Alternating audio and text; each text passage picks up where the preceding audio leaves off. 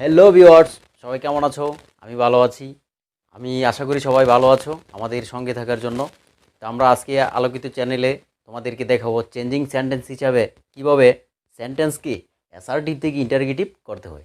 আমরা জানি অ্যাসার্টিভ সেন্টেন্সটি হলো যে সেন্টেন্স দিয়ে কোনো কিছু বর্ণনা করা বোঝানো হয় তখন তাকে অ্যাসার্টিভ সেন্টেন্স বলে। আর একে আমরা পরিণত করব ইন্টারগেটিভ সেন্টেন্স হিসাবে। ইন্টারগেটিভ সেন্টেন্সটি কি? যে সেন্টেন্স দিয়ে অথবা যে বাক্য দিয়ে কোনো প্রশ্ন করা বা জিজ্ঞাসা করা বোঝানো হয় তখন তাকে ইন্টারগেটিভ সেন্টেন্স বলে। আমরা জানি প্রিয় ভিউয়ার্স, আমরা অনেক সময় বর্ণনামূলক সেন্টেন্সগুলো কি বুঝি না, আবার তাকে যদি চেঞ্জ করে ইন্টারগেটিভ সেন্টেন্স হিসাবে পরিণত করা যায় তখন আমরা এই জিনিসটাও সহজে নির্ণয় করতে পারি না। তাই আসুন আমরা কিভাবে অ্যাসার্টিভ সেন্টেন্স থেকেই ইন্টারগেটিভ সেন্টেন্সে পরিণত করা যায়। তো প্রিয় বন্ধুরা, আমরা আজকে জানবো অ্যাসার্টিভ সেন্টেন্স কি, what is assertive sentence. Today will discussion about assertive sentence. আমরা আজকে আলোচনা করব, আজকে জানবো অ্যাসার্টিভ সেন্টেন্সটা আসলে কি, কী ধরনের, কীভাবে অ্যাসার্টিভ সেন্টেন্সগুলো হয়ে থাকে। আমরা জানি অ্যাসার্টিভ সেন্টেন্সগুলো হলো সাধারণত তার উত্তরে, তার কোনো কোশ্চেনে বা তার প্রশ্নের জবাবে উত্তর হ্যাঁ বোধক বলা হয়। মানে তুমি ঢাকা গিয়েছিলে, তখন আমরা বলি হ্যাঁ আমি ঢাকা গিয়েছিলাম। এই যে কথাটার মধ্যে হ্যাঁ, এখানে কোনো না, এখানে কোনো প্রশ্ন করা বোঝানো হয় না, এমন ক্ষেত্রে অ্যাসার্টিভ সেন্টেন্স হিসাবে পরিণত করা যায়। আর ইন্টারগেটিভ সেন্টেন্সটা কি বন্ধুরা? আমরা জানি আমরা অনেক সময় প্রশ্ন করতে পারি না, জিজ্ঞাসা করতে জানি না। হাউ টু কোশ্চেন, কীভাবে কোশ্চেন করতে হয় আমরা তাও জানি না। আমরা আজকে শিখব কীভাবে কোশ্চেন করে। তাইলেই আমরা সঠিক মানুষকে অ্যাজ এ জার্নালিস্ট হিসাবে তাদেরকে সঠিক পদ্ধতিতে কোশ্চেন করতে পারলে আমরা ভালো একটি রেজাল্ট পাবো অথবা ভালো একটি উত্তর পাবো। তাই চলুন আজকে আমরা চেঞ্জিং অফ সেন্টেন্স হিসাবে অ্যাসার্টিভ থেকে ইন্টারগেটিভ সেন্টেন্সে পরিণত করব।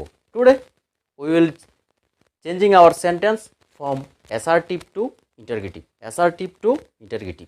তো লেট আস গো, আমরা এটা করব। তো ভিউয়ার্স, আমরা জানি অ্যাসার্টিভ সেন্টেন্সকে ইন্টারগেটিভ সেন্টেন্সে পরিণত করতে হলে তাকে দুটি ভাগে ভাগ করা যায়। নাম্বার এক, প্রথমত তাকে সাহায্যকারী ভার্ব দিয়ে অ্যাসার্টিভ সেন্টেন্সকে ইন্টারগেটিভ সেন্টেন্স হিসাবে পরিণত করা যায়। নাম্বার ওয়ান, সাহায্যকারী ভার্ব। নাম্বার টুটি হলো তুমি মেইন ভার্ব দিয়ে তাকে ইন্টারগেটিভ করা যায়। তাহলে আমরা আজকে জানবো কিভাবে অ্যাসার্টিভ থেকে ইন্টারগেটিভ করা যায়। আর যে সাহায্যকারী ভার্বের কথা উচ্চারণ করলাম বা বললাম, at the first time you have to know about the auxiliary verb. প্রথমেই তোমাকে সাহায্যকারী ভার্ব সম্পর্কে ধারণা নিতে হবে। Without this quite impossible to make interrogative sentence. এগুলো ছাড়া তোমাকে কোনো সময়, কোনো দিন, কোনো সময়ই না, কোনো দিন, কখনো না তুমি প্রশ্নবোধক বাক্য তৈরি করতে পারবে। So you have to know what is this, what is the auxiliary verb. তাই তোমাকে অক্সিলারি ভার্ব সম্পর্কে তোমাকে জানতেই হবে, নতুবা কোয়াইট ইম্পসিবল, তুমি জানতেই পারবে না। আর একটা জিনিস, সেটি হলো মেইন ভার্ব। মেইন ভার্ব মানে প্রধান ভার্ব, যাকে অন্যভাবে প্রিন্সিপাল ভার্বও বলা হয়ে থাকে। তোমাকে দুটি জিনিস জানতে হবে, এক সাহায্যকারী ভার্ব, দুই মেইন ভার্ব। মেইন ভার্বটি হলো কি, পূর্বের ক্লাসে পার্টস অফ স্পিচের মধ্যে আমি তোমাদেরকে দেখিয়ে দিয়েছিলাম মেইন ভার্বগুলো কী কী, কোন কোন ভার্বগুলো মেইন ভার্ব। নিচে লিঙ্ক দেওয়া আছে, তুমি ওখান থেকে হেল্প নিতে পারো। তো বন্ধুরা, আমরা আজকে দুটি জিনিস জেনে তোমাদেরকে এর গঠনটা দেখিয়ে আজকের এই ক্লাসটাকে বিদায় করতে চাই। নাম্বার এক, সাহায্যকারী ভার্ব। Number two, main verb. আমি হালকা হালকা অথবা অল্প অল্প ভার্ব দেখিয়ে দিব স্যাম্পল হিসেবে। এগুলো বিস্তারিত নিয়ে তুমি এভাবে অ্যাসার্টিভ থেকে ইন্টারগেটিভ করে নিতে পারো। তো চলুন, কী কী সাহায্যকারী ভার্ব আর কী কী মেইন ভার্ব আছে অল্প সংকেত দিয়ে আমি তোমাদেরকে এর মেন কথাটা বলে দিব। তো চলুন কী কী আছে আমরা তা দেখি। সাহায্যকারী ভার্ব, সাহায্যকারী ভার্ব কী কী আছে? Am, is, are, was, were, have, has, had, shall, will, shall have,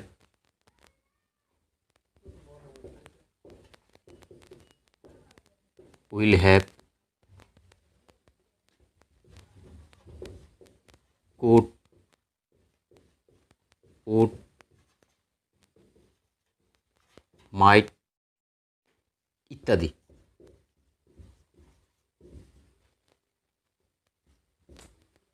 বন্ধুরা, আমরা এখন সাহায্যকারী ভার্ব হিসাবে দেখব কি কি আছে। Am, is, are, was, were, have, has, had, shall, will, shall have, will have, could, would, should, might ইত্যাদি। এগুলো আছে সাহায্যকারী ভার্ব হিসাবে। আমি আরও অনেক আছে, তাকে মডেল অথবা সাহায্যকারী ভার্ব অথবা অক্সিলারি ভার্ব হিসাবে গণ্য করা হয়। সেগুলো আমি বিস্তারিত না লিখে তোমাদেরকে শর্টভাবে অতি অল্প সময়, যাতে 1 মাসের মধ্যেই তোমাদেরকে এগুলো আমি বুঝিয়ে দিতে পারি ইনশাআল্লাহ। তাই আমাদের সঙ্গেই থাকুন, বিলম্ব না করে। এখন দেখবো আমরা সাহায্যকারী verb. Am, is, are, was, were, shall, should, will, would, may, might, can, could ইত্যাদি ইত্যাদি আছে হলো সাহায্যকারী ভার্ব। প্রশ্ন করার একটাই মাধ্যম, সেটি হলো সাহায্যকারী ভার্ব। নাম্বার 2 মাধ্যম হলো মেইন ভার্ব। আমি তোমাদেরকে ঠিক অল্প কিছু মেইন ভার্ব দেখিয়ে আমি আমাদের মূল আলোচনায় চলে আসবো। তো দেখি কি কি মেইন ভার্ব আছে।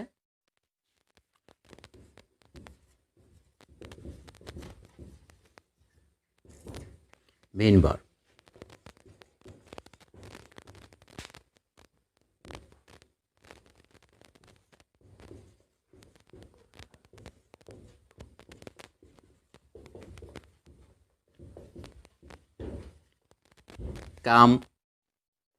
Come, go, do, write, read, put, C,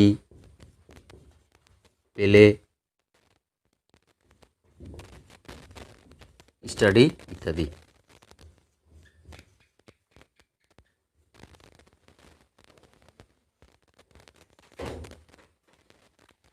তো বন্ধুরা, আমরা এখন দেখব মেইন ভার্বগুলো কি কি আছে। আমরা বিস্তারিত অল্প কিছু দেখে যাতে নির্ণয় করতে পারি কি কি মেইন ভার্ব আছে। Come, go, do, write, read, put, see, play, study ইত্যাদি, এগুলো হলো মেইন ভার্ব। বন্ধুরা, আমরা জানি আমরা যদি সেন্টেন্সকে অ্যাসার্টিভ থেকে ইন্টারগেটিভ করতে চাই অথবা যাই করি না কেন, তাহলে আমাদেরকে দুটি জিনিস জানতে হবে। নাম্বার ওয়ান সাহায্যকারী ভার্ব, number 2 main verb. Without this is not possible to make a interrogative sentence.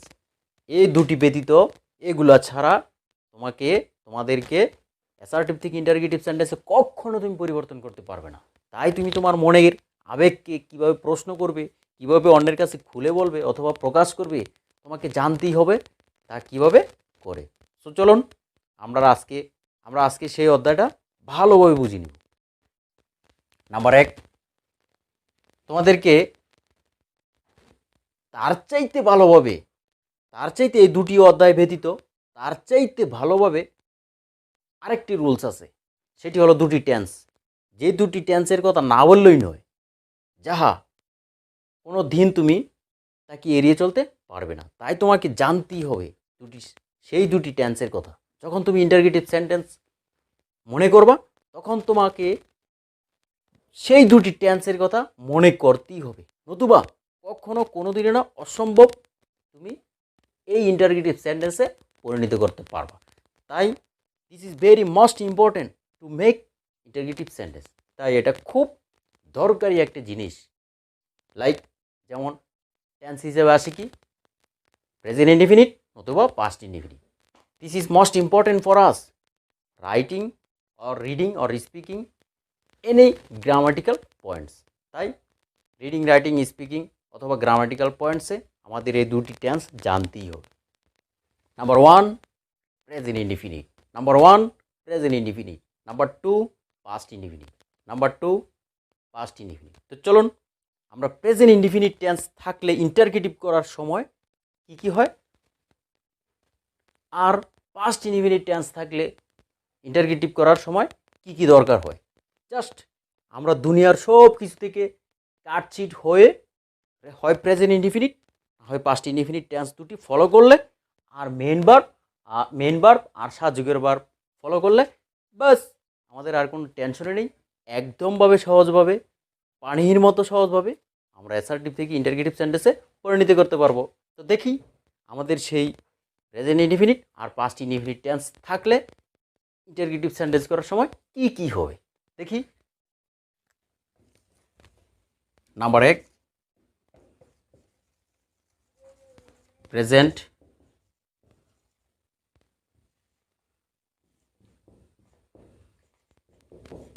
Indefinite tense থাকলে প্রশ্ন করার সময় ডু অথবা ডাস, ডু অথবা ডাস। Number 2,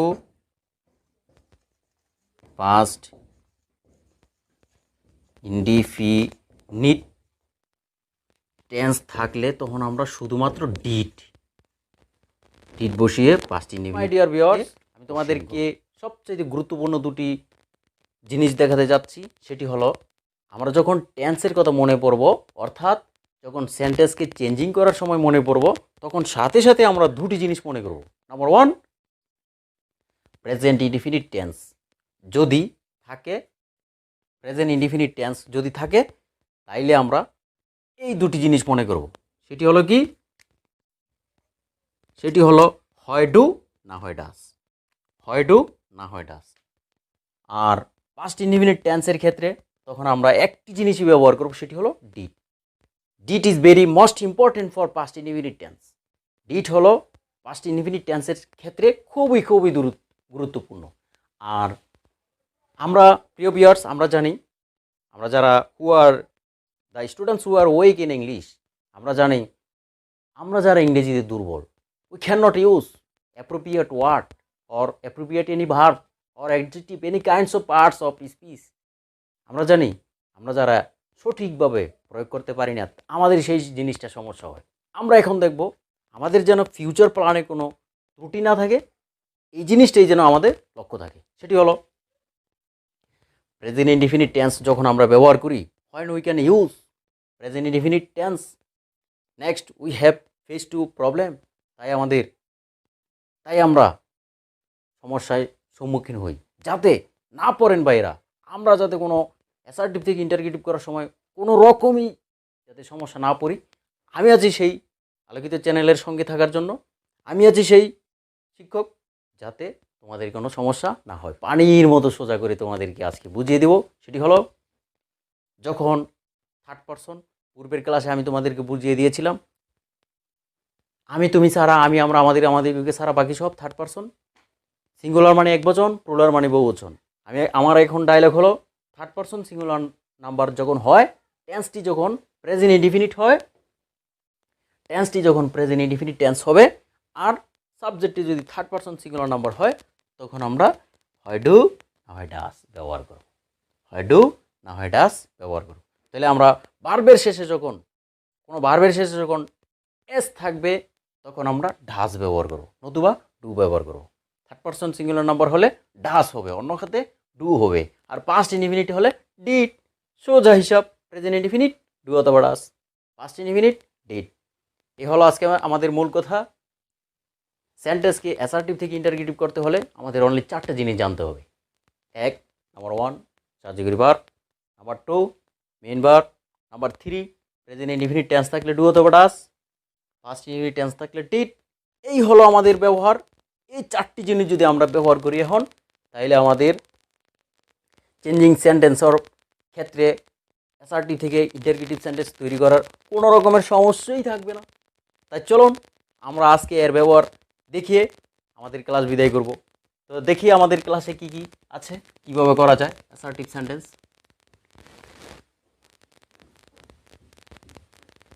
Karim is a good boy. Karim একজন ভালো ছেলে। এটা যদি ইন্টারগেটিভ আমরা করি,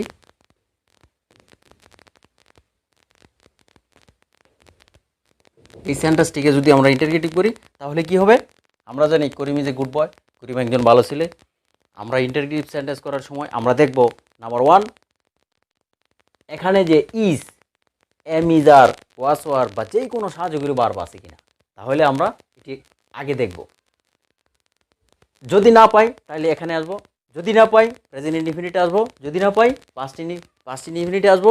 তারপরে এইভাবে আমাদের পর্যায়ক্রমে আর কোনো কিছু দেখার না থাকলে আমাদের টেন্স অ্যাসার্টিভ থেকে ইন্টারগেটিভ হয়ে গেল বাস। তো আমরা দেখবো এখানে সাহায্যকারী ভার্ব আছে ইজ, এখানেও সাহায্যকারী ভার্ব আছে ইজ।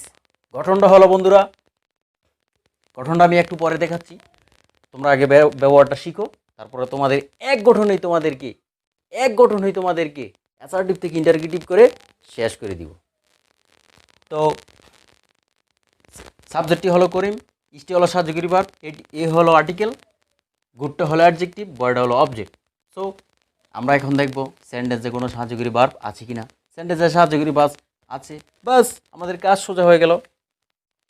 সাহায্যকারী ভার্ব থাকলে সেটি সবার আগে আসবে। আমরা জানি বন্ধুরা, when you can find out any auxiliary verb, next time we use it at the first word.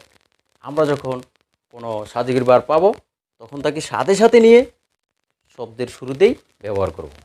তারপর আস্তে আস্তে সব লিখে বাস একটা প্রশ্নবোধক চিহ্ন দিয়ে আমাদের হয়ে গেল interrogative sentence.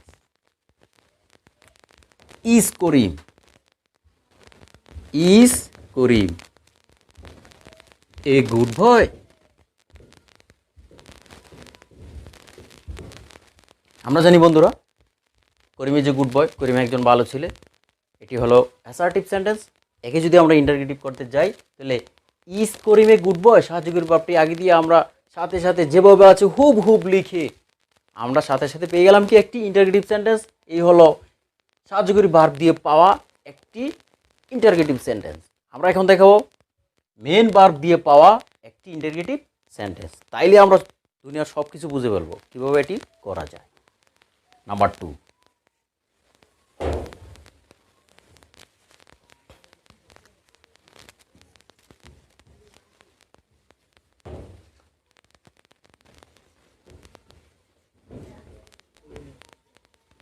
Jamil goes to school, Jamil goes to school, Jamil স্কুলে যায়। বন্ধুরা, আমরা অনেকে ইংরেজিতে দুর্বল, যারা গ্রামেটিক্যাল পয়েন্টসে, আমরা তাদেরকে আঙ্গুল দিয়ে দেখিয়ে দিতে চাই কার কোন জায়গায় ভুল আছে, সেটি যেন সঠিকভাবে আমার ক্লাসেই সমাধান হয়ে আসে। তাই দেখুন, জামিল হলো third person singular number.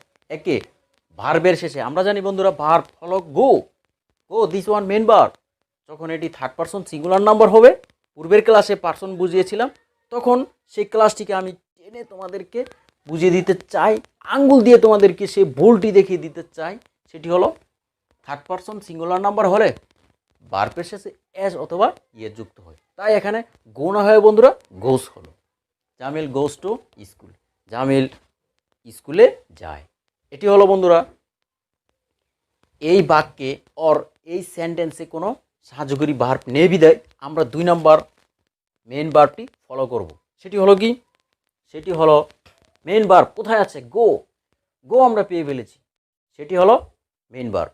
Main verb থাকলে বন্ধুরা আমরা বলেছিলাম সেন্টেন্সটি যদি প্রেজেন্ট ইনডিফিনিট হয় ডু অথবা ডাস, ডু অথবা ডাস। সেন্টেন্সটি যদি পাস্ট ইনডিফিনিট হয় তাহলে ডিড। সো বন্ধুরা আমরা পেয়ে গেছি 1 নম্বর শর্ত, সেটি হলো প্রেজেন্ট ইনডিফিনিট। সো আমাদের আর 2 নম্বর শর্ত পড়ার কোনোই দরকার নেই। তো এবার আসুন 1 নম্বর শর্তেই আমাদের ইন্টারগেটিভ সেন্টেন্স পূরণ। জামিল প্রেজেন্ট ইনডিফিনিট থাকলে ডু অথবা ডাস, ভার্বের শেষে এস অথবা ইয়েস থাকলে তাহলে আমরা ডাস ব্যবহার করব। Does, does Jamil.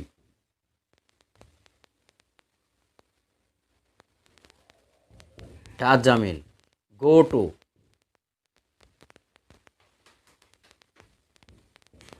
Does Jamil go to school, Jamil কি স্কুলে যায়। বন্ধুরা আমরা জানি বর্ণনামূলক সেন্টেন্স হলো Jamil goes to school, Jamil স্কুলে যায়। একে যদি আমরা ইন্টারগেটিভ সেন্টেন্সে পরিণত করতে চাই তাহলে does Jamil go to school, Jamil কি স্কুলে যায়, তাইলেই তো আমাদের প্রশ্নটি সঠিক হয়ে গেল। বন্ধুরা আমি তোমাদেরকে আরও কয়েকটি উদাহরণ আঙ্গুল দিয়ে দেখিয়ে দিতে যাচ্ছি। সেগুলো হলো করিম কি স্কুলে যায়, তুমি কি ভাত খেয়েছো, তুমি কি আগামীকাল ঢাকা যাবে। এই ধরনের উক্তিগুলো হলো তোমার ইন্টারগেটিভ সেন্টেন্স। তাই আমরা জানবো সঠিক পদ্ধতিতে সঠিক নিয়ম ফলো করে তুমি যাতে অ্যাসার্টিভ থেকে ইন্টারগেটিভ সেন্টেন্সে পরিণত করতে চাও। প্রিয় ভিউয়ার্স, আমি আশা করি তোমরা পৃথিবীর যে প্রান্তে থাকো না কেন, সঠিকভাবে গ্রামাটিক্যাল পয়েন্ট ফলো করে তুমি আমার ক্লাসটি দেখিয়ে তুমি যাতে সহজেই সহজেই সঠিক নিয়মে অ্যাসার্টিভ থেকে ইন্টারগেটিভ সেন্টেন্সে পরিণত করতে চাও, তাহলে তোমার জীবনে তোমার লাইফে কোনো প্রশ্নের শর্টই হবে না, প্রশ্নের প্রশ্নের বন্যা বইয়ে দিতে পারবে তুমি। সে আশাবাদ ব্যক্ত করি আজকে আমি তোমাদের ক্লাস থেকে বিদায় নিতে যাচ্ছি। যদি আমাদের এই ক্লাসটিকে ভালো লাগে সাবস্ক্রাইব করেন, তাহলে লাইক দিন, শেয়ার করুন। বলার কিছু থাকে তাহলে তুমি কমেন্টস করেন। আমি আবু বকর সিদ্দিক বিদায় নিচ্ছি এখানেই। গুড বাই, সবাইকে বাই বাই।